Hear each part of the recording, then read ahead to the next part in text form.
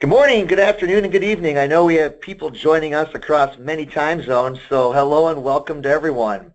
My name is Chad Collette. I'm the Director of Marketing here at Ledgy Partners, where we help businesses transform their approach to sales, marketing, and customer service by aligning these teams to focus on improving their customers' experience and providing management with metrics through technology to evaluate that success. For those of you on the webinar today that are familiar with Ledgy Partners, you may know we are a Microsoft Dynamics CRM Gold partner, a Microsoft Office 365 partner, and a Salesforce Silver partner. What you may not know is we're also an Accout marketing automation software partner.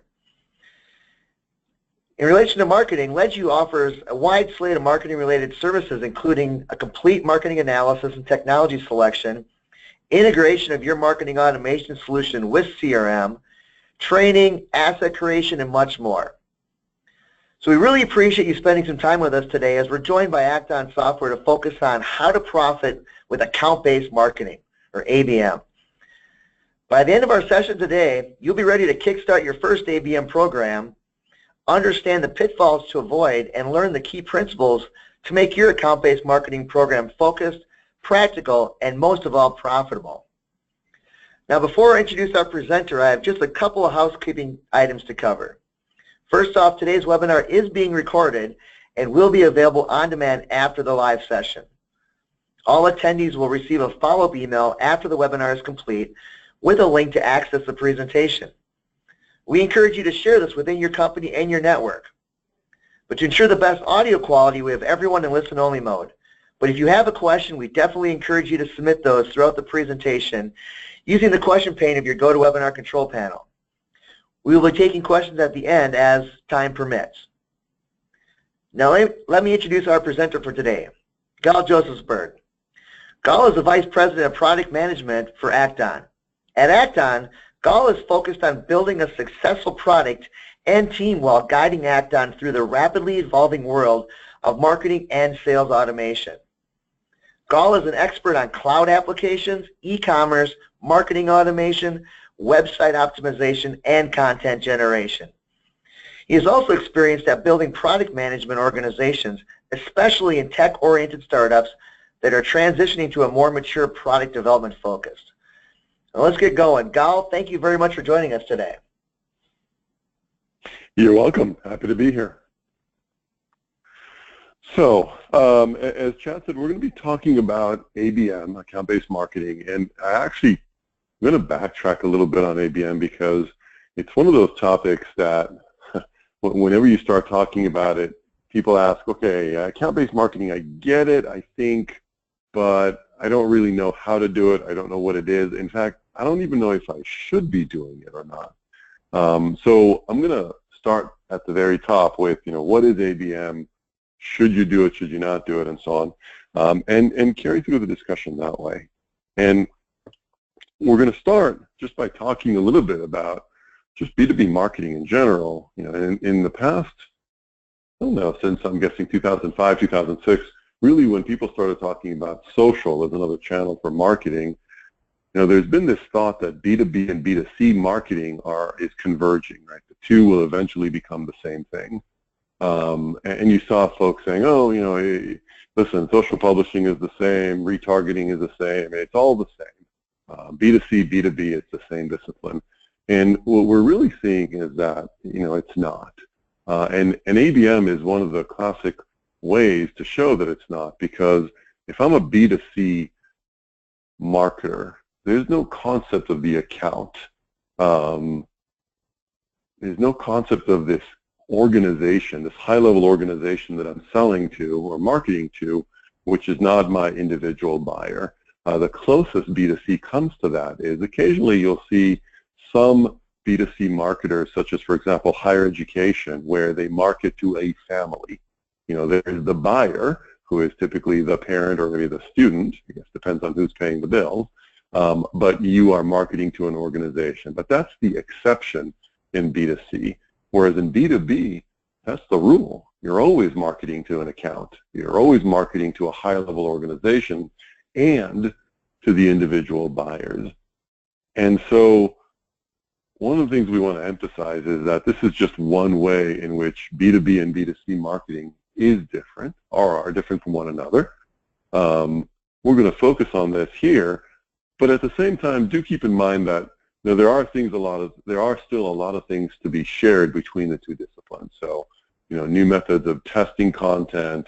I'll give you the truth, which is as we've tested content throughout all our customers, we've noticed some things that are very much in common, like the use of a little bit more animation and visual appeal matters. That used to be something that B2B marketers didn't pay as much attention to. So a lot of things are in common, but there are some things that are separate. And let's talk about ABM as one of those key separators between B2C and B2B. So if you actually look at there's an interesting image from Google search, right, where they show you the search frequency for various terms. And if you looked at account-based marketing, right around 4 or 5 years ago, that search term just spiked. There was always a good amount of searches for it, but around 4 or 5 years ago, that search just goes through the roof. And that's because B2B marketers started becoming aware of the fact that they needed to do this.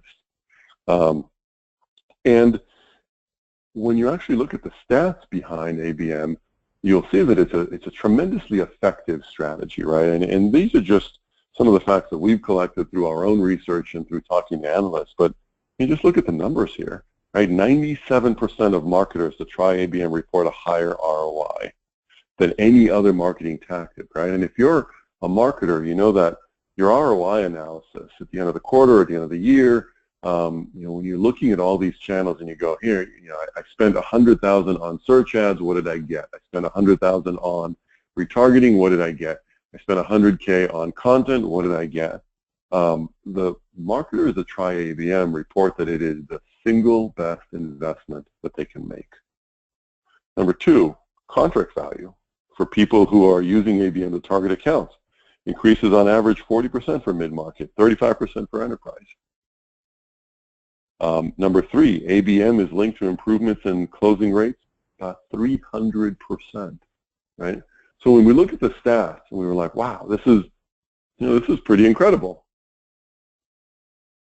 If we're seeing these stats, if we're seeing 300% higher close rates, 40% higher deal size, best ROI out of all the possible investments a marketer can make, why is it that more people are using ABM? Because the truth is that if you actually looked at the majority of B2B marketers, most of them are not using ABM. And how is that possible for a tactic that's so effective? And in fact, what we noticed is that only 31% of B2B organizations are currently practicing any kind of account-based marketing. I mean, think about that. You've got a tactic that the people who use it say it's the best thing they could do, higher close rates, higher deal size, and yet only 31% are actually using this. Seems to be, really fabulous tactic. And in fact, only 43%, so including the 31%, there's an additional 12% of people who are looking at allocating or starting a account-based marketing strategy. But even if we take those people into consideration, it's still well under half of B2B marketers. That is, put another way, 57% of B2B marketers are not even planning to start ABM. There's this strategy out there that folks are telling them best place to put your money, higher close rates, higher deal sizes, and yet 57% of marketers who could be using this are not. And that was a little mystifying to us. Well, why is that? Why is it that we're not seeing more adoption of this as a strategy? And so we started looking at what's actually going on here. And here's some interesting stats that we found out. So 3% of respondents think that account-based marketing is all hype. That's fine. That's, we looked at the previous slide, we saw 97% who think that, it's the best thing they can do. This is probably that other 3%. Fine. Doesn't work for all people. 25% believe it's a real solution, but look at the next stat here. 42% think they have no idea what it is. Is it a real solution? Is it hype?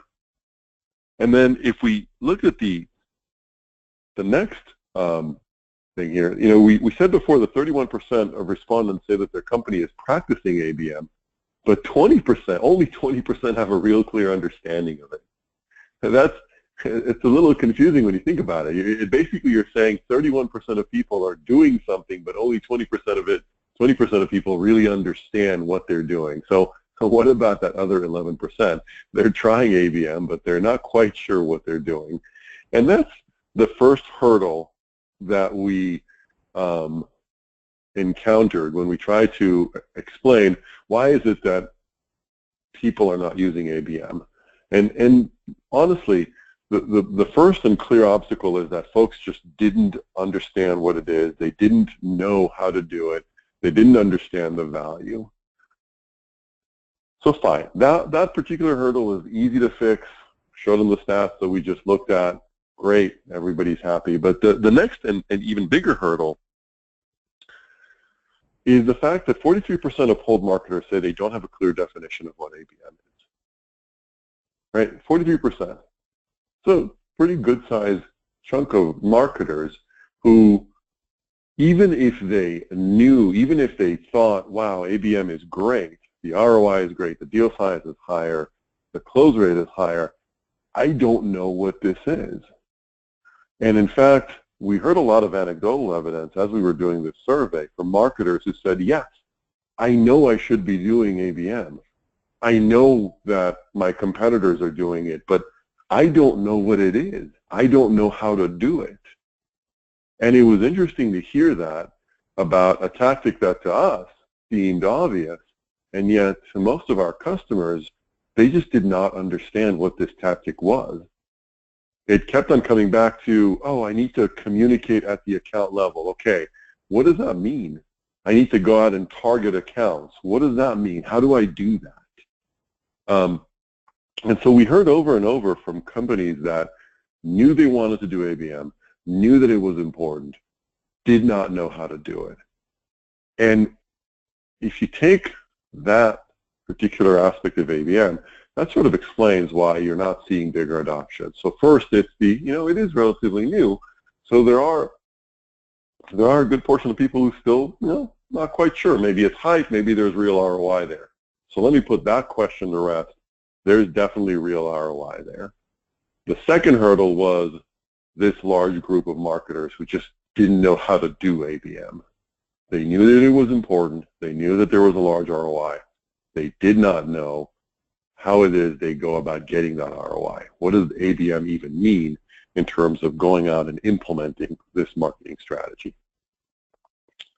So with that in mind, let's actually start talking about what ABM means. Now, there's two most common forms of ABM. The first one is proactive targeting. So proactive targeting means, let's say that I am in fact, let's use Acton, right? We are a marketing automation company. And proactive targeting means I'm going to go out and find, let's say 100. It doesn't have to be 100. It can be more, it can be less. But for this example, we're going to go and find 100 ideal accounts.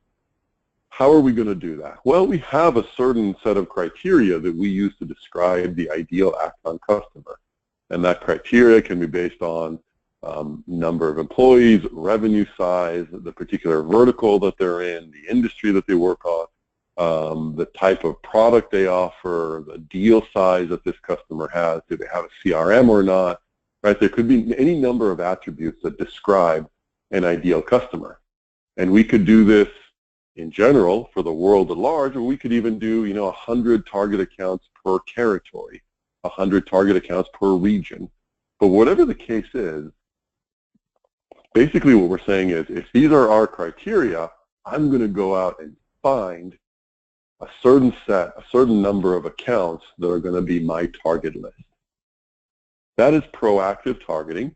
Some people also call it spear fishing, because instead of fishing with a net, you're going out there and specifically targeting certain big fish typically.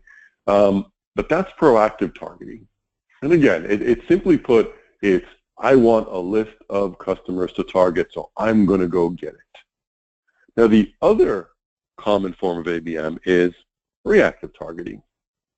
So reactive targeting refers to the practice of, I know that there's people coming to my website, they're filling out forms, they're opening my emails, they're looking at my social media posts. I'm going to figure out which accounts they belong to.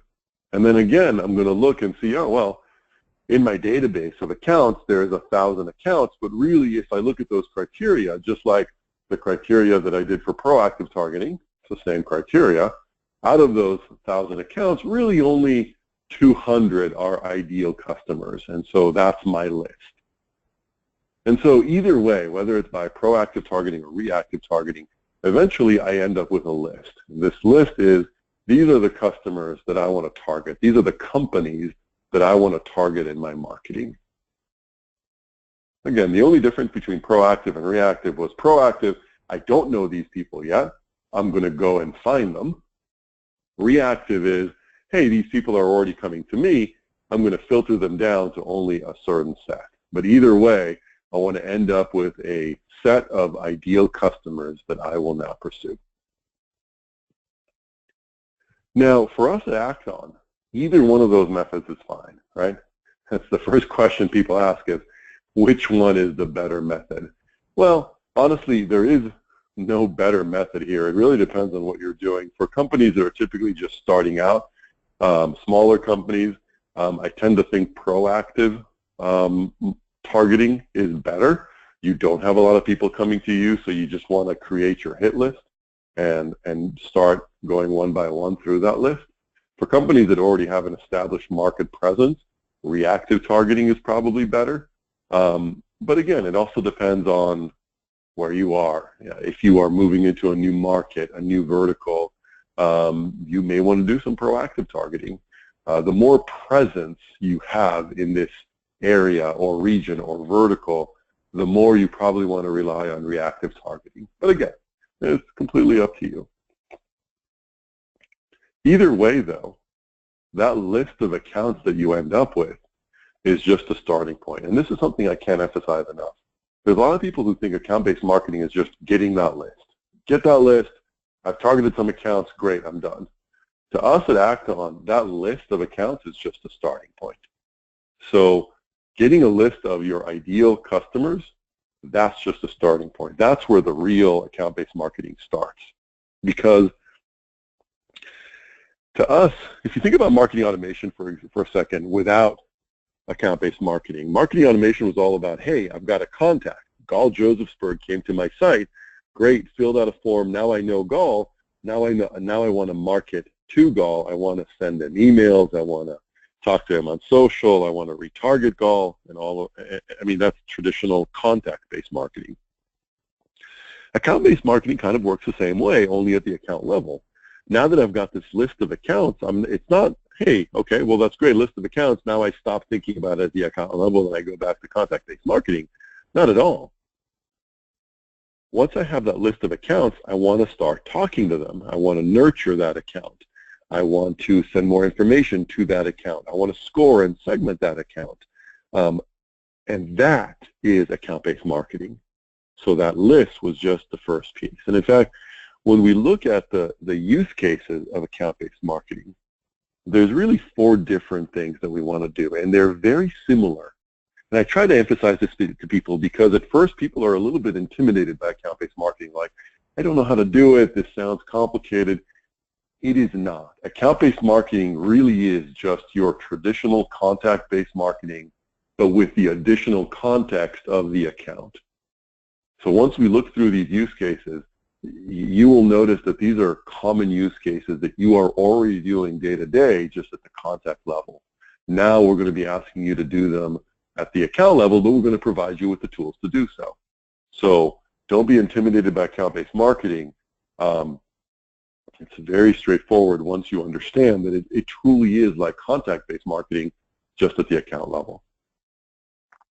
So the first use case is linking buyer behaviors and data across a single account view. What does that mean? It means that today, if you were to look at Gall Josephsburg, you would be able to see a profile, a score, what segments is Gall in, What's the behavioral score for Gall?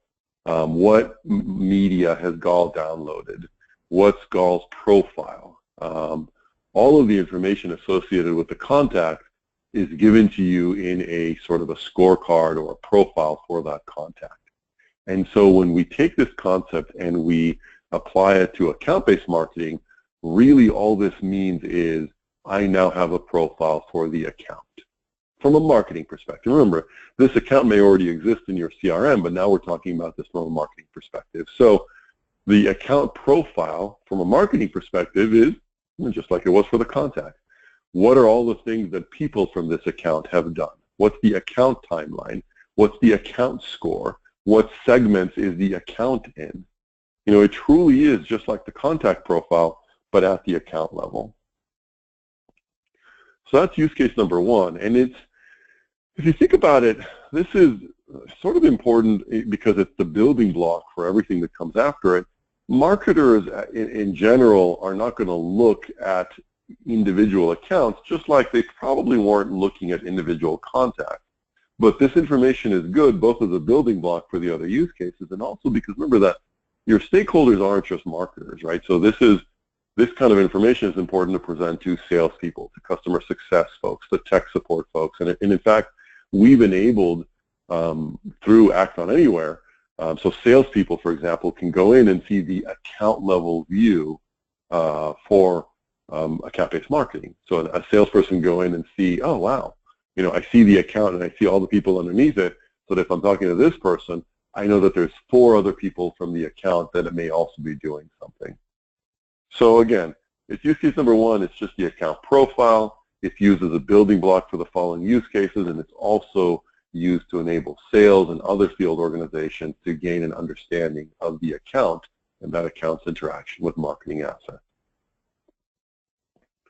Now, use case number 2 is all about the simple campaigns that folks, you know, these are the bread and butter of marketers.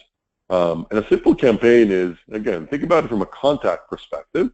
I've got an event coming up like this webinar, and I want to invite people to this webinar. So I send out an email blast saying, hey folks, I've got a webinar coming up. Come and join us and you can learn more about this webinar.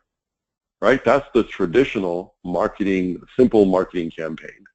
Now again, when you take the account context and you apply it to this concept, it's very simple. Now instead of sending out a blast to people, I'm sending out a blast to accounts. Now, I say that, and recall, I mean, you can't send an email to Act on the company, right? You're not sending something to Act on the company. You are sending something to contacts within the company. But again, you are communicating to the account. Now, and I'll give you an example of this. So we ran an event just a few weeks ago. We do these iHeart Marketing Roadshows where we go from city to city, and we sit down with our customers and we teach them the latest marketing technology, you know, best marketing practices and so on. And we had one, of all places, in Duluth, Minnesota. I hope there's nobody on the phone in Duluth, Minnesota that's taking what I just said in a bad way. It actually was a beautiful place. But for us, traditionally what we would have done is we would have said, okay, well let me find all contacts that are in this area. Now we said, hey, hold on. Rather than looking at the contacts, let's look at all accounts that are in a particular opportunity stage, that are of a particular size, that are located in the area of Duluth, Minnesota, and then we will send an invite to the contacts in those accounts, right? So the email still went out to the contact. Oh, excuse me, looks like GoToMeeting. Get rid of this on the screen, there we go. So the email still went out to the individual contact, but it went out in the context of the account. The way we got those contacts was by looking at the accounts and figuring out which companies do we want to invite to this meeting. And again, that's what I mean by account-based marketing really is contact-based marketing, just done at the account level. So that was use case 2, which is simple email and marketing campaigns. Use case 3 and 4, this is where it starts getting a little bit more interesting, right? So use case 3 think about nurturing campaigns and segmentation for a second. Again, when you're doing contact-based marketing, a lot of your nurture-based campaigns, I want to do a top-of-funnel program. Again, I'll use Acton as an example, right? You want to use a top-of-funnel program, and I want to segment into this top-of-funnel program all CMOs who are from a company, all CMOs who have opened at least 3 emails in the last month. That would be a traditional sort of contact-based segment. When you start doing some fancier account-based segments, now you can use all of the account-level information to say, well, hold on. Now I actually want to target people from these accounts, from these opportunities of this vertical of a certain revenue size. Again, you're doing contact-based segmentation, but you're doing it at an account-based level. And I'll show you that during the demo, and it will make much more sense. So think about use case number 3 as traditional segmentation, but now you're doing it at the account-based level. So instead of just saying, I want people based on this profile and this behavior, it's I want people based on this profile, this behavior, and the characteristics of the account that they belong to. And then finally, use case 4 is the sort of the unification of all of those things. So as I go through nurturing programs, I want to be able to target and deliver content based on the account segmentation that I've done, the account profile, the account score, all of these things that we've used as building blocks so far. I want to be able to use as this is my way of reaching out to specific accounts. And again, I'll show you this during the demo part of the conversation. It will make a lot more sense there. But if you think about this, this is now a nurture program done at the account level. So rather than just saying, I'm going to nurture contacts along, it's I'm going to nurture contacts along. Sorry, I'm going to nurture accounts along. So with that, actually, before we talk about the release, let's actually switch for a second. I'm going to move to, here we go. Let's actually talk about what Acton is delivering in terms of the functionality here. So if you look, this is the accounts right over here that are coming in. This is connected to a CRM, so these accounts are going to exist both in the CRM and in the marketing system. And I can segment these accounts just by creating a new group. Let's call this, we'll call it a test for now. And I can start saying, well, industry contains any kind of retail. And then I want to add another branch. Employee number is, let's see, I'll do an equal to this time, as 500 employees, and I'll branch it out and say annual revenue equals 10 million, one more zero. So you can see here I've done an and then sort of an or category within it. And basically what I'm coming up with is a segment of accounts, right? So we talked about the ability to do segmentation for accounts. You can see here that all of these groups that I've created, so West Coast and 250 employees, SMB, healthcare vertical accounts, education vertical accounts, these are all segments that I created using this technology. And if I look at any of these segments, let's look at, I guess, healthcare accounts. I can see the accounts that fit that segment. And by the way, if I wanted to, there's an email button here. This is what I meant by those simple campaigns. If I wanted to and said, hey, go back here a second, the West Coast 250 plus employees, right? I've got another one of those marketing events on the West Coast. I want to invite companies of a certain size. I could simply use this segment that I've created to and email this group. That's that simple email campaign I was talking about. So now I'm going to email all people within this group. I'm going to invite them to my iHeart Marketing event. Great, I'm done. That's a simple marketing campaign. Now, if I wanted to, I could drill down and let's look at Dex Media. So I can now email all people within Dex Media if I wanted to. Again, that's another one of those simple marketing campaigns. Or I can look at the profile for Dex Media. And note that this is just like a timeline for an individual person. So I've got the how many emails was Dex Media sent, how many website views did they have, search terms, social media clicks. I can look at the timeline. And again, notice that there's multiple contacts on this timeline, right? There's Christine and there's Jean, because each one of them is doing something different. And there's another one, Jill. So this is the timeline now for the account. I can see the individual contacts within this account. And I can see the info for the account itself. And again, a lot of this information is coming in from the CRM, so the fields that you're seeing here may not be the fields that you get in your account-based marketing implementation, because again, it just depends on the fields that you have in your CRM and the kind of information that you're collecting. But this is my profile. Just like I had a profile before for the contact, now I have a profile for the account that has everything that the contact did, a timeline, the info, the summary, and of course multiple contacts, because an account can have multiple contacts in it. So this is that first and second use case of the account profile and the simple marketing campaigns. Let's actually talk a little bit about the more complex use cases. So this is segmentation. Segmentation and scoring is the basis for everything that marketing automation does. And in the past, what you could do is pretty simple segmentation, like title. So if I'm doing something for Act-On, then I would say title is CMO, and let's say behavior in the last 90 days, open at least 3 messages.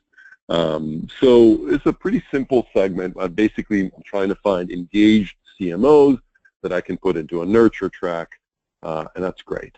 But with account-based marketing, I now have a lot more information. So I can look at the account industry, and I can say the account industry is retail, and I can look at the, let's say, we have an address here, I believe. Here we go. The billing state is Washington, Oregon, or California. So I've just done a Western region. And again, the CRM, I can say the opportunity stage. Opportunity probability is greater than 50%. So notice what I just did, right? Before, all I could do was, hey, engage CMOs. Great, engage CMOs is wonderful. Not saying that's a bad thing. But now I can say engage CMOs from the retail industry in the Western region with a opportunity stage that is, an opportunity that's a higher than 50% chance of closing. And so the ability now to do a top of funnel program, to do a closing event, to do a nurture track, it just becomes infinitely more flexible. And again, there's a lot more things you can do here based on the account score, for example, the account user, the team that the account owns. So if I want to do a nurture track for my Western region team leading up to a big event that's coming up, great, do all of those things. Everything has now become possible because I'm looking at the account level. Some of the use cases that we've already seen, for example, doing nurture tracks based on the account score. I had this customer who was talking to us about the fact that they have multiple account scores, and in some accounts they see one really, really engaged user, and in other accounts they see multiple semi-engaged users. And in the world of contact-based marketing, they would really only see that first account with the one engaged user as a lead. The other account where there were a few somewhat engaged users, none of those individually would rise up to the level of a lead. But if you put them together, that becomes an engaged account. So that's just one example of, oh wow, once I start looking at these with the account-based context, I suddenly see something that I missed before. Once I start being able to segment on the account, once I start being able to segment on the attributes of the account itself, my nurture tracks, my funnels, everything that I do becomes a lot more interesting. Because again, if I'm going to do an event for the Western region, I guess today is September 28th, I probably wouldn't do a closing, a quarterly closing event 3 days before the quarter. Maybe I should have done this, 2 or 3 weeks ago.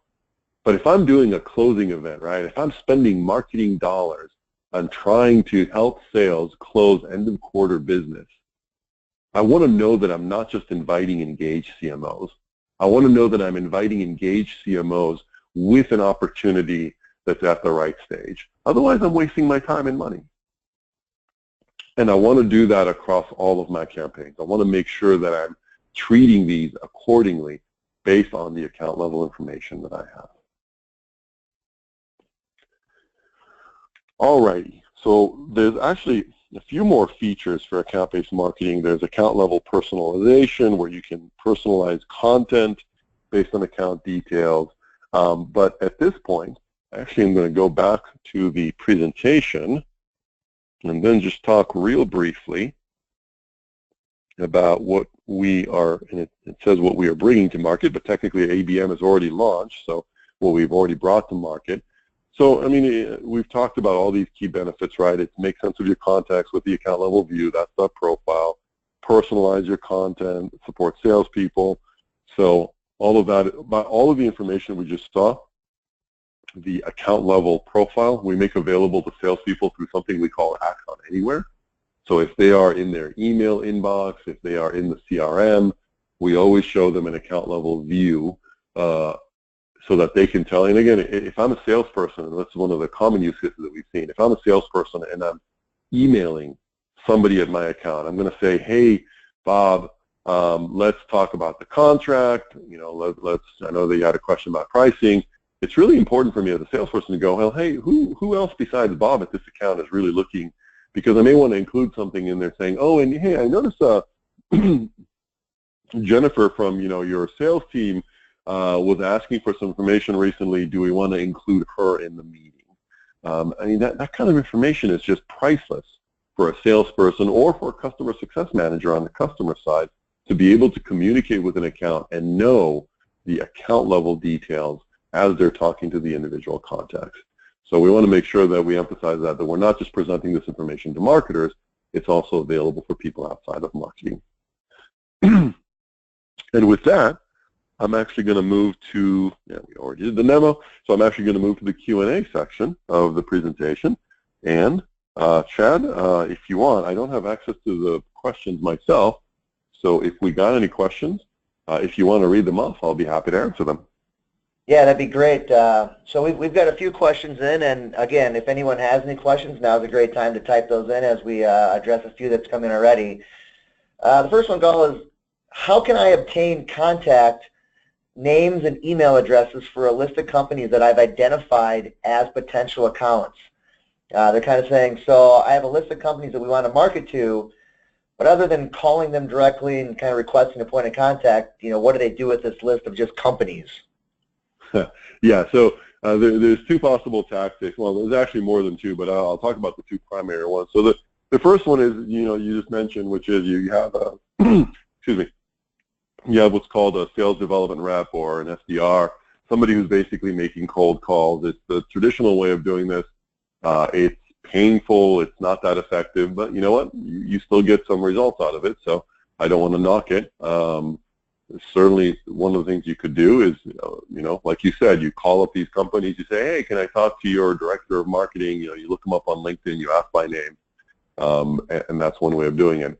I think there's better ways of doing it, and one of the best ways I've found of doing that is, we work with a number of partners who do retargeting, and for the retargeters, people like a Terminus and Adderall, you don't have to always give the individual person. You don't have to say, hey, this person came to my site, here's the cookie ID, go find them.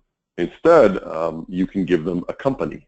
And these folks know through their utilization of various data vendors, oh, hey, this person who's currently looking at the screen is from this company. And in fact, many of them actually know more about that person, such as their title, what department they're in, and so on. And so by using retargeting, you can say, hey, I need contacts from this account, and here's the type of contact I want.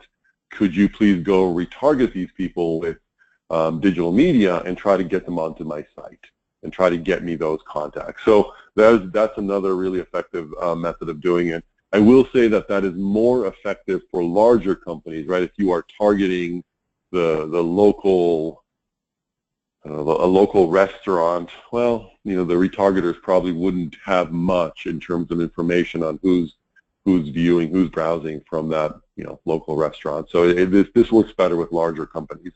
But yeah, there are a couple of methods for getting those contacts. Okay. Another question is, we have a difficult time getting all the information in our CRM records, for example, title or number of employees. Do you have your contacts fill out forms during drip campaigns to add missing information to the record?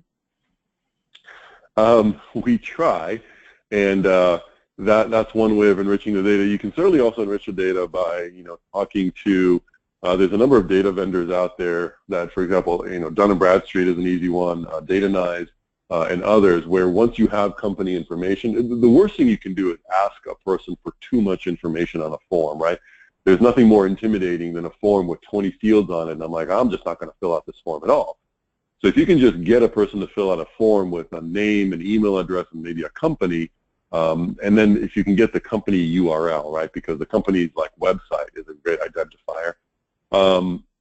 If you can just get those 3 or 4 stats, you can then talk to a Dun & Bradstreet, like I said, or a Datanyze, or a number of others, who will then fill in more information about that company. So they'll give you the specific industry that they're in, the location of the headquarters, the number of employees, the revenue size. They'll fill in a lot more information about that company. And like I said, that's probably better than asking people to fill out all of that, because, like I said, just big forms are intimidating. All right. You had shown the dashboard of the ABM kind of screen, and in terms of contact or a lead score, is the account lead score an average of all the contact lead scoring values, or how is that calculated? There's 2 ways to calculate it in the system today. One is an average, the other is an aggregate or a sum. We're also, one of the things we're building right now is the ability to do a weighted average. So you can say this person is a decision maker, and so their score should be more important than other people's score, or this person's not involved at all, so their score doesn't matter. So the 2 methods that are available today are average and sum. And then we're putting out a weighted average based on role, hopefully in Q4. Okay. So another question is, to create your nurture tracks, are you recommending that you pull the list to define the account target, but then further break down the actual nurture paths based on the contact or persona? So for example, messaging or content for your nurture campaign should be different based if they are a C-suite role versus a mid-level manager, or would you recommend using dynamic content in your emails to create the contact personalization? Both. That's a tough question, because I'm going to imply that you have a lot of work to do in customizing this content, and that's unfortunately true. Now, marketing automation helps you do that because you don't have to create multiple emails. You can just take pieces of the email and change it, if this and this, if this and this, if this and this. But kind of all of what you said is needed, right? So you do want to customize the content based on both the contact and the account. You want to customize your nurture track based on the contact and the account. So everything that you were doing so far for the contact, this is not instead, you will now do it at the account level. This is in addition to that, you will also do this for the account attributes. And yes, I realize that is a good amount of work, but it's also a really, really effective tactic. So sadly, there's no such thing as a free lunch, right? If you want ABM, you do have to add a lot of that work into your day-to-day creation and configuration of nurture tracks and content. Okay. You had mentioned the integration with CRM. Someone specifically asked about, does this solution work with SAP CRM? Currently, we use it with Dynamics, Sugar, and Salesforce. We are planning to add SAP and NetSuite, and there's one more that I'm completely blanking out on. I believe it's Infor, but don't quote me on that. All three of those should be ready very early in Q1 of next year. In fact, a couple of those, I think SAP included, might be ready in Q4 of 2016. So not at the moment, but yes, coming very soon. Okay. How do I know if I should take more of an account-based approach to my marketing? Is there... I think it's more of the opposite of like, why wouldn't you, right? I mean, there's very few. So first of all, let's start with, if you're a B2C marketer, then I think you're on the wrong webinar, and probably ABM is not for you. But if you're a B2B marketer, then in most cases ABM will apply to you with some exceptions. So let's talk about those exceptions. If you are targeting very, very small businesses, right? If you're targeting, again, I'll use the restaurant example. If you're targeting the restaurant down the street, that's one of your customers, then ABM is probably not going to help you that much, primarily because small businesses like that are typically run by one or two individuals, right? So it's not, you're not going to gain a lot by moving to the account context, because you know that one owner probably makes the decisions, and yeah, maybe there's one other person on their staff who's looking at something, but who cares? It's still the one owner who's going to make the buy decision. So very small businesses like that are one exception where ABM is not as effective. The other exception are typically I'm not quite sure what the right description for this. It's not quite commodities, and it's not really low-price goods, but it's typically the very specialized goods that when a company buys them, there's one buyer. So I'll give you an example, which is laptops, right? If you are selling sort of commoditized equipment like that to small companies, I mean, really, there's typically only one buyer. You know, it's somebody in IT.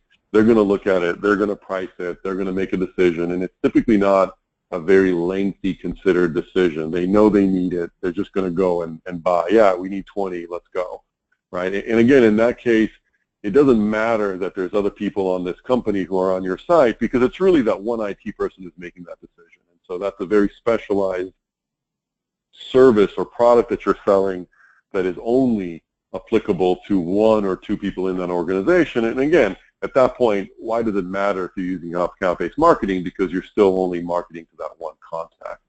But those two are the exception rather than the rule. I'll use the Axon as an example, right? When we sell to marketing, you could argue that, yeah, it's only the CMO that makes the decision, but nobody and everybody in marketing wants to be involved when you're looking at marketing automation. So account-based marketing is awesome for us. And I would argue that for the majority of B2B marketers, it should be used. You know, the ones who shouldn't use it are the small exception, not the rule. Okay. As we kind of wrap up here, Gal, you know, you've mentioned a lot of tasks, a lot of best practices and things like that. Is there kind of a number one thing that people can do to maximize their results as they move towards account-based marketing strategy? Yeah, the number one thing is those go-to-market criteria, right? Think ahead of time about what makes your ideal customer, and like think really carefully, and then write it down, and write down not just what the criteria was, but why you came up with it. Because you will, after you start looking at people coming your way, you'll be like, oh, what about this account? It doesn't really fit into our criteria, but wow, it looks good. And it's like, no, you will be tempted to do that over and over, and you will end up with a strategy that is very diffuse, and not very focused and not very effective. We all live in a world where we don't have infinite resources. And I don't know a single marketer out there who's not constantly thinking, wow, if I only had a few more dollars and a few more people. And that's great, but you don't. You don't have a few more dollars. You don't have a few more people. You need to focus on the places that will get you the most ROI. So don't give in to that temptation of chasing every account that might have hit your website. Figure out what is your criteria, who are really, and I see like the proactive targeting, right? I see too many customers like, oh, we're just going to target the Fortune 100. I'm like, really, the Fortune 100? I mean, that includes financial institutions, it includes e-tailers. Like, why are these people the same to you? So get some really solid criteria for what is your ideal account and stick to those, unless there's a really, really good reason not to stick to them. And if there is, then maybe you have the wrong criteria. But be focused. More focus is better than less focus. Let's put it that way. Great. I think that's a perfect way to wrap this up. So thank you very much, Gal. I really appreciate all the fantastic information that you provided, and I hope everybody was able to take away several key points for today, and probably dreading some of the tasks ahead, but definitely be worth it if done properly. So if anyone has any questions regarding this webinar, account-based marketing, act-on solutions, please feel free to reach out to us. This was recorded, as I mentioned earlier, so watch your inbox later this afternoon. We'll be getting a link to this recording out to everyone. So thank you very much. We really appreciate your time, and have a great day.